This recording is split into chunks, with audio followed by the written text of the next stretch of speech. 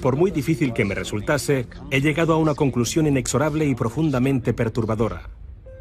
Creo que una élite de personas, junto con las compañías que dirigen, han conseguido controlar no solo nuestra energía, el suministro de alimentos, la educación y la sanidad, sino cada una de las facetas de nuestra vida. Y lo hacen controlando el mundo de las finanzas, pero no crean más valor, sino que en realidad controlan la fuente del dinero.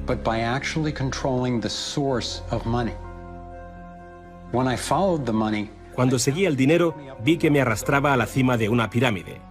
Aquí estamos en la base de la pirámide con nuestro día a día. Por encima de nosotros está el gobierno, personas a las que se les ha otorgado un monopolio de poder y lo usan para imponernos impuestos y controlarnos, estemos de acuerdo o no. Pero ¿quiénes los controlan a ellos? En el siguiente nivel nos encontramos a las compañías. Muchas personas opinan que hoy en día son ellas las que gobiernan el mundo, y no los estados nacionales, y lo denominan corporatocracia. Para conseguir los recursos mundiales y controlar los mercados, esta corporatocracia debe tener acceso a dinero barato. Las grandes corporaciones obtienen sus préstamos a un interés especial de los grandes bancos, lo que significa que aquellos que controlan los grandes bancos, la élite adinerada, son los que en realidad controlan las corporaciones.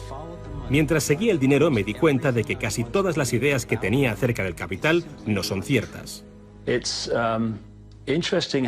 Es curioso el hecho de que nos planteamos muy pocas preguntas sobre cosas cotidianas, como por ejemplo, cuando vamos a un banco y pedimos un préstamo de, digamos, $50.000 o 50.000 libras. ¿Qué pasa en realidad? Veamos. Muchas personas viven la vida basándose en unas ideas que se alejan mucho de la realidad.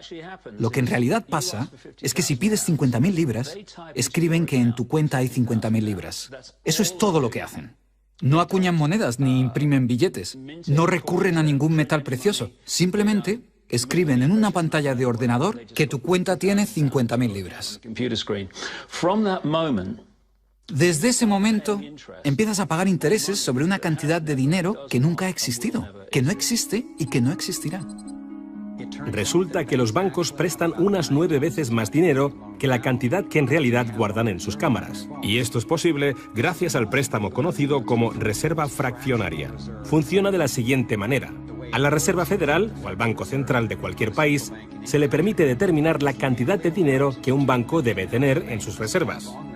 En los Estados Unidos, ahora mismo es más o menos un 10%. Así que si depositas $10.000 en el banco separa el 10%, es decir, $1.000, y luego opera en el mercado con el resto. Por ejemplo, ahora llega otra persona al banco y pide un préstamo de $9.000 para comprarse un coche. En ese momento, el banco presta $9.000 del depósito que tú habías creado. Los $9.000 desaparecen. Entonces, la persona que solicita el préstamo paga al vendedor del coche y éste ingresa la cantidad en otro banco que forma parte del mismo sistema bancario central. Estos $9.000 se consideran un nuevo depósito y así continúa el proceso sucesivamente. El dinero se vuelve a depositar y se vuelve a prestar hasta que el depósito inicial de $10.000 se convierte en $100.000. El sistema bancario acaba de crear $90.000 simplemente prestando el dinero. Aparentemente todo empezó con los orfebres del siglo XVII, cuando la gente acudía a ellos para comerciar con oro. El oro era muy pesado para llevarlo de un sitio a otro, así que la gente comenzó a guardarlo en cámaras y comerciaba con recibos. Aquellos recibos fueron los primeros billetes. Como solo unos pocos retiraban su oro en momentos determinados, los dueños de las cámaras, básicamente los nuevos banqueros, empezaron a crear recibos de oro que en realidad no tenían. Entonces prestaban esos recibos y les aplicaban unos intereses al dinero prestado, al oro, que en realidad no tenían. Así nació nuestro sistema de reserva fraccionaria. En este sistema, los banqueros consiguen hacer dinero de donde no hay nada, mientras que el resto de nosotros tenemos que trabajar para ganárnoslo. Esto ha provocado una forma moderna de servidumbre donde la masa de la sociedad trabaja para pagar su deuda con los bancos.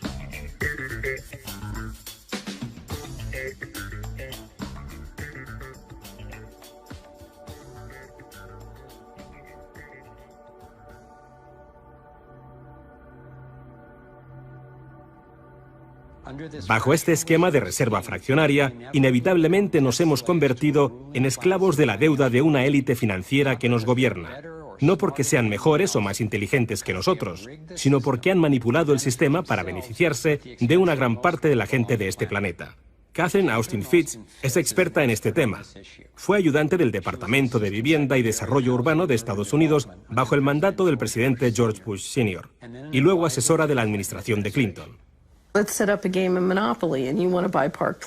Imaginemos el juego del Monopoly. Ahora quieres comprar el Paseo del Prado. Lo que puedo hacer continuamente es imprimir dinero, darme más y más dinero, disminuir el valor de tu moneda al imprimir cada vez más. Da igual lo duro que estés trabajando o el éxito que tengas. Al final, siempre te puedo comprar y no me cuesta nada.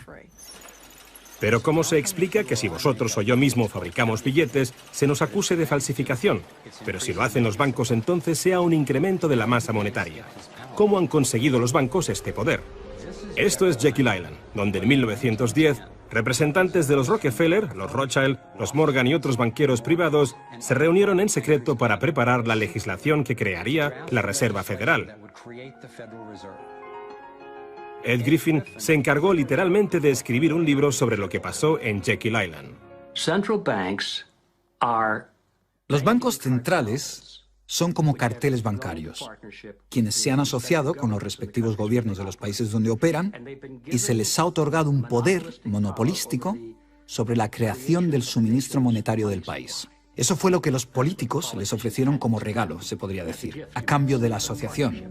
Y a cambio, ¿qué ofrecen los banqueros a los políticos? Les prometen crear dinero de la nada, ahora que tienen esa potestad para hacerlo cada vez que el gobierno lo necesite. Y desde 2008 hemos presenciado la mayor impresión de dinero falso de la historia. La prestidigitación financiera disfraza los costes, esconde a quien debemos culpar y nos deja como esclavos de la deuda trabajando para pagar las facturas. Me ha chocado el hecho de que en el mismo año en que se creó la Reserva Federal, en 1913, se creara también el Servicio de Impuestos Internos, y desde entonces se estableció el impuesto sobre la renta. Así que todos nosotros tenemos que pagar la deuda de los políticos con intereses a los banqueros. El problema es que tenemos un sistema bancario privado y centralizado en los Estados Unidos, disfrazado de sistema público.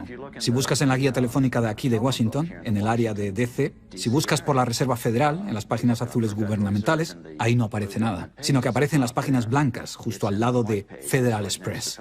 Es un banco central y privado. ¿Cuál es la relación adecuada, cuál debería ser la relación adecuada entre el presidente de la Reserva Federal y el presidente de los Estados Unidos? Bueno, primero debemos dejar claro que la Reserva Federal es una agencia independiente. Y eso significa, básicamente, que no existe ninguna otra agencia del gobierno que pueda anular las acciones que emprendemos.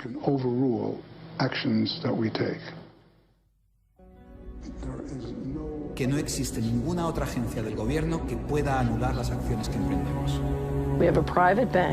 Tenemos un banco privado que imprime dinero en beneficio del Tesoro. La Reserva Federal imprime dinero en un sistema basado en la deuda, que crea escasez, pero coloca a un grupo de privilegiados en una posición en la que tienen acceso a todos los datos sobre la economía, mientras que nosotros continuamos en la ignorancia. Así que tenemos a un pequeño grupo de banqueros que entienden los datos de cómo funciona el dinero en la economía y se les proporciona la habilidad de imprimir dinero de manera que se sigue protegiendo a los privilegiados mientras que el resto nos hundimos. Catherine hizo la prueba de comparar una economía sana con un toroide vibrante, equilibrado, que fluye libremente y que se autoenergiza, en contraposición con lo que está pasando actualmente en nuestra economía. Tenemos un sistema muy dinámico que intenta optimizarse, pero en el centro se entrelaza con una solitaria. La solitaria actúa en el cuerpo inyectando una sustancia química que hace que te apetezcan las sustancias que le resultan beneficiosas a ella y que para ti son perjudiciales. Tienes un parásito que te manipula y que se alimenta a costa del organismo. Vivimos en un sistema económico que imita a la solitaria, donde la élite financiera sería la tenia y se está alimentando de nosotros, y no les gusta que se descubran sus artimañas. Después de que Catherine comenzase a destapar la corrupción del gobierno en los más altos niveles, el FBI llevó a cabo una redada en su compañía y le requisó sus pertenencias. Tuvo que ir de juicio en juicio durante 10 años hasta que la declararon inocente. Así que tenemos a la Reserva Federal, una corporación privada con el monopolio de crear dinero, pero sin tener que rendir cuentas y que además está apoyada por el gobierno con el monopolio de la fuerza. Han engañado al país haciéndole creer que la Reserva es una institución que ayuda a estabilizar la economía y que no depende de la política. Pero de hecho, en ya casi un siglo de existencia, la Reserva Federal ha hecho justo lo contrario. Desde que se puso en marcha, nos han robado a través de la inflación y el poder adquisitivo del dólar ha disminuido más de un 97%. Y la diferencia entre ricos y pobres deja claro que el dinero va a parar a manos de unos pocos. Solo 16 años después de que la Reserva Federal accediera al poder, los Estados Unidos sufrieron la Gran Depresión. En mi investigación he descubierto que antes de que se produjese el crack del 29, la élite de banqueros sacó su dinero del mercado. Después del crack, usaron ese dinero para comprar todas las acciones baratas y los bancos en quiebra más pequeños por poco dinero. Entre los banqueros que consolidaron su fortuna de esta manera, encontramos a los Rothschild, los Rockefeller y los Morgan. Un caso similar sucedió con el colapso financiero de 2008, en el que de nuevo se volvían a beneficiar los mismos banqueros. En los años previos al colapso, los mayores bancos, incluyendo Bank of America, Citigroup y Chase, todos ellos controlados por los Rothschild, los Rockefeller y los Morgan, se forraban y comerciaban con préstamos basura cuyo dinero sabían que no iban a poder recuperar. Es como colocar unas naranjas podridas en una caja y venderlas como si fuesen de la mejor calidad. Los que habían embalado ese producto sabían que tarde o temprano alguien abriría la caja y vería que no contenía nada de valor, ya que al fin y al cabo ellos habían empaquetado dichas cajas. Cuando las naranjas podridas, lo que conocemos como créditos basura, los derivados y las coberturas por incumplimiento crediticio se descubrieron finalmente, acabó por afectar a todo el mundo. La gente empezó a perder sus casas, trabajos, negocios y fondos de jubilación.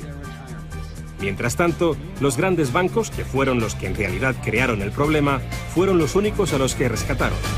¿Y eso por qué? ¿Por qué iba la Reserva Federal a dar a los bancos billones de dólares aunque la mayoría de los estadounidenses estuviera en contra de que los rescatasen? ¿Y por qué no ayudaron a los más necesitados en vez de ayudar a los que perpetraron el colapso financiero? Mi investigación me llevó a la conclusión de que las mismas personas que crearon la Reserva Federal, los Rothschild, los Rockefeller y los Morgan, todavía la controlaban y utilizaban esta estructura para salvarse a nuestra costa. Muchos de los bancos creados siguen siendo el lobby más poderoso del Capitolio de los Estados Unidos, y ellos sinceramente son los dueños del lugar. Estoy convencido de que el reciente colapso financiero de 2008 fue el resultado de un esquema de inflar y tirar orquestado, diseñado y ejecutado por los grandes banqueros para consolidar sus fortunas y su poder. David Icke nos explica cómo ve los denominados ciclos comerciales de la Reserva Federal. Fase 1 es como lanzar el sedal. Fase 1, colocas un montón de dinero, unidades de intercambio en circulación. Para ello, bajas los intereses y concedes muchos préstamos. Esta es la parte del ciclo que denominamos boom. Como hay muchas unidades de intercambio en circulación, hay un montón de dinero que cambia de manos, que genera una gran actividad económica. Eso genera empleo y como se gasta más y más dinero, aumenta la demanda. Así que las compañías solicitan más créditos de dinero recién salido del horno para aumentar su producción. La gente coge confianza a su rutina. Pues resulta que trabajo para tal compañía y tienen muchos pedidos. Funciona de maravilla, tengo trabajo asegurado. ¿Y sabes qué? Estoy pensando en comprar una casa más grande. Luego empiezan a cambiar. Lo que hacen es tirar del sedal. Suben los tipos de interés. Ahora, cada vez hay menos personas que consiguen los créditos porque las condiciones de concesión se han endurecido. Y también, al aumentar los tipos de interés, una gran parte del salario de las personas se destina a pagar esa subida de los intereses y no al consumo. De repente, ya no hay tanto dinero en circulación y, por tanto, se compran menos cosas. Los beneficios de las compañías empiezan a disminuir, empiezan a reducir los puestos de trabajo y algunas comienzan a cerrar. la gente pierde sus trabajos. Ya no pueden pagar las hipotecas de esas grandes casas que se habían comprado cuando todo iba bien. Ahora los bancos empiezan a recoger el sedal, porque mientras la gente se declara en bancarrota, tanto las compañías como las personas, los bancos se quedan con las fortunas que sí que son de verdad. Con las propiedades, las tierras, los recursos que habían puesto como aval para que simplemente les prestasen unas cifras que solo aparecían en la pantalla del ordenador. Y llevamos siglos con este ciclo económico de tirar el sedal y recoger, de inyectar una gran cantidad de dinero en circulación, de hacerlos picar. Y lo que se ha hecho en realidad es robar. Y se ha propiciado que se acumule la verdadera riqueza del mundo en manos de unos pocos.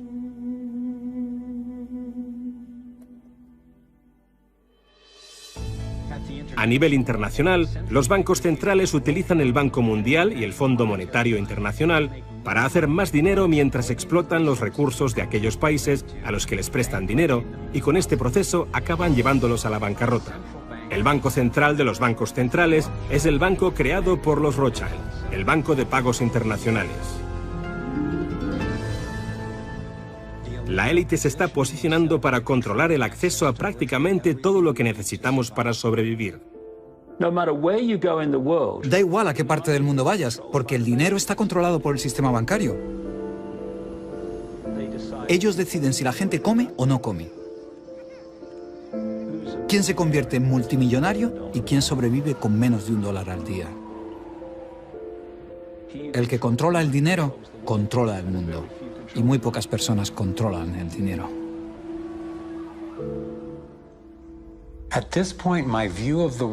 Llegados a este punto, mi concepción del mundo dio un vuelco. Empecé a enfrentarme al hecho de que el fracaso y el sufrimiento de muchos es en realidad el éxito y realización de unos pocos, la élite de los banqueros que ha engañado al mundo y a los que se les ha permitido crear dinero. Todos ellos ya son dueños de vastas fortunas. Entonces, ¿cuál es su finalidad? ¿Cuáles son sus objetivos?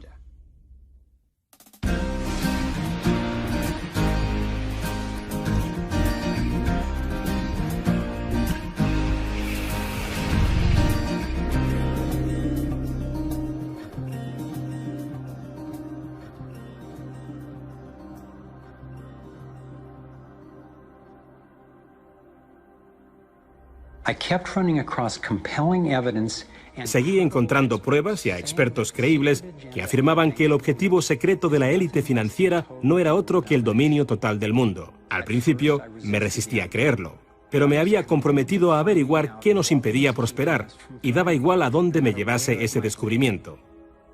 Una noche me desperté a las 3 de la madrugada con una pregunta que me inquietaba. Si este pequeño grupo quería dominar el mundo entero, ¿qué necesitarían controlar para conseguirlo? Salté de la cama y empecé a hacer una lista. Lo primero y lo más importante es que tienen que controlar el dinero. Y eso ya lo hacen. Controlar el dinero les permite controlar el resto de las cosas. Necesitan controlar la energía y eso también lo hacen. También controlan la agricultura a gran escala y el comercio mundial.